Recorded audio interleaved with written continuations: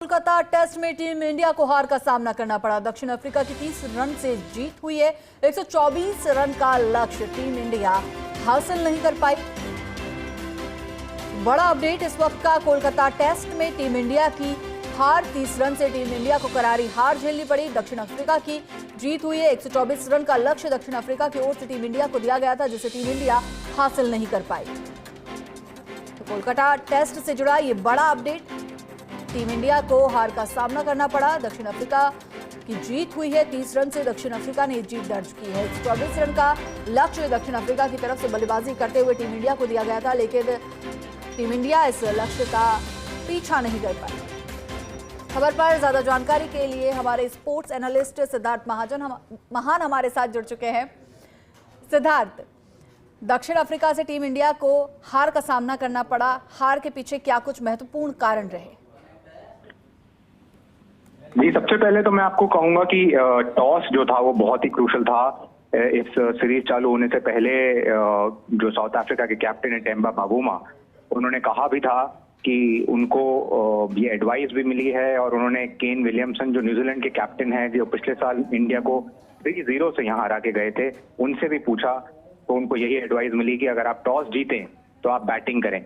India में जिस तरीके की हम पिचेस बना रहे हैं उसके हिसाब से आप अगर पहले बैटिंग नहीं कर रहे हैं तो आप बहुत पीछे चले जाते हैं गेम में।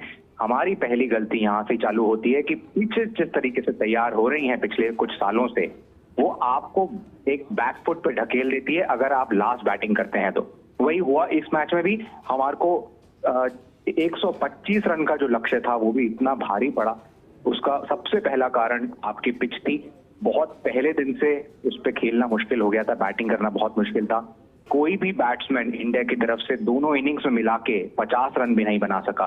तो इसी से समझ में आता है कि हमारी जो बैटिंग है उसको आदत भी नहीं है इस तरीके की स्पिनिंग ट्रैक्स पे खेलने की। और दूसरी बात, इस तरीके के ट्रैक्स जनरली भी एक आप स्पोर्टिंग विकेट नहीं कह सकते इनको, जिसपे फेयर किसी को चांस नहीं मिलता। अगर आपने टॉस नहीं जीता तो आप पहले ही करीब करीब ये मान लिया जाता है कि आप हार गए हैं।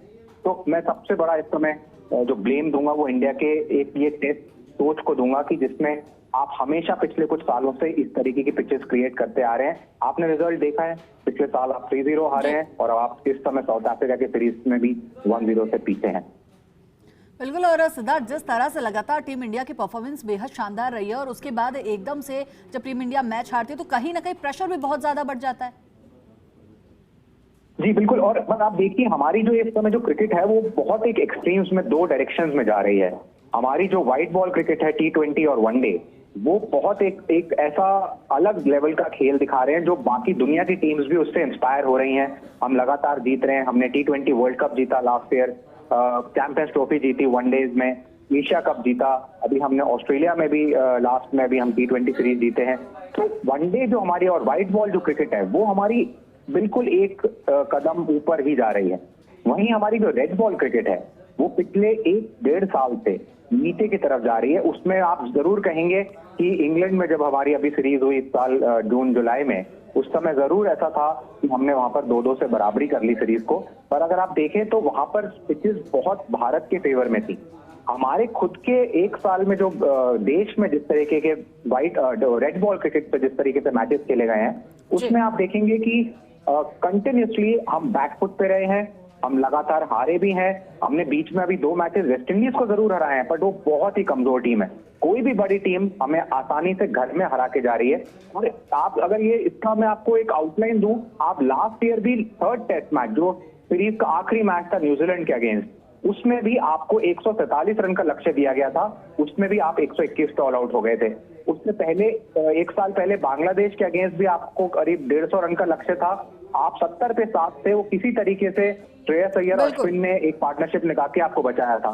तो समझ में आना चाहिए कहीं ना कहीं भारतीय टीम मैनेजमेंट को कि छोटे स्कोर हम नहीं बना पा रहे हैं 4th इनिंग्स में।